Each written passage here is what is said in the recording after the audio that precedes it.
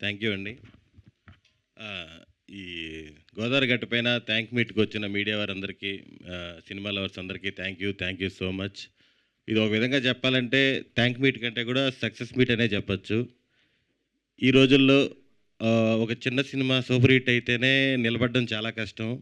అలాంటిది ఇది 2 ఆదివారాలు దాటుకొని 3వ ఆదివారానికి కూడా వెళ్తుంది. ఓపెన్గా మాట్లాడుకోవాలంటే ఫస్ట్ డే వచ్చిన మిక్స్డ్ టాక్కి ఇది గాన్ అనుకున్నాను నేను. డిప్రెషన్, ఆ మూడ్లోకి వెళ్ళిపోతారు అందరూ అనుకున్నాను. కానీ ఈ సినిమా రిలీజ్ అయ్యి మిక్స్డ్ టాక్తో స్టార్ట్ అయ్యి అలా మిక్స్డ్ టాక్ స్టార్ట్ అయినాక అందరం కొంచెం డల్ అయ్యాము. ఆ తర్వాత ఎవరైతే నిలబడ్డారో అభినవ్ గారు, సుమంత్ ప్రభాసు, సుభాష్ చంద్ర, వీళ్ళు నిలబడి ఓకే మనం తీసిన ఒక ఫ్యామిలీ సినిమా కదా, మనం ప్రమోట్ చేద్దాం, ఫ్యామిలీస్ వస్తారు అది ఇది ఏ నమ్మకం అయితే ప్రమోట్ చేశారో ఫ్యామిలీస్ అందరు కదిలొచ్చారు. నిన్న కూడా మీకు హైదరాబాద్లో చాలా థియేటర్స్ హౌస్ఫుల్.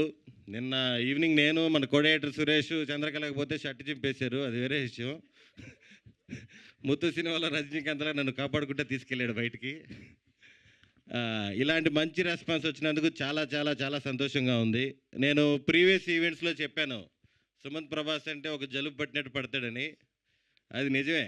మామూలుగా జలుబు ట్యాబ్లెట్లు వేసుకోకపోయినా 1 వీక్ తగ్గుద్ది కదా, అలాగా మనోడు సినిమా రిలీజ్కి ముందు రిలీజ్ తర్వాత ఎటువంటి లో అవ్వకుండా ఈ సినిమాకంతా రివర్స్లో జరిగాయి. కలెక్షన్స్ అవ్వచ్చు, టాక్ అవ్వచ్చు.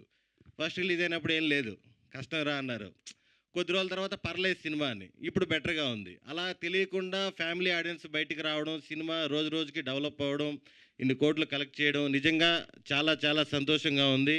ఇలాంటి క్రిటికల్ సిచ్యువేషన్లోనూ ఐపీఎల్ సీజన్లోనూ ఒక చిన్న సినిమా ఇన్ని రోజులు థియేటర్లో బతకడం కానీ చాలా చాలా ప్రౌడ్గా అనిపిస్తుంది.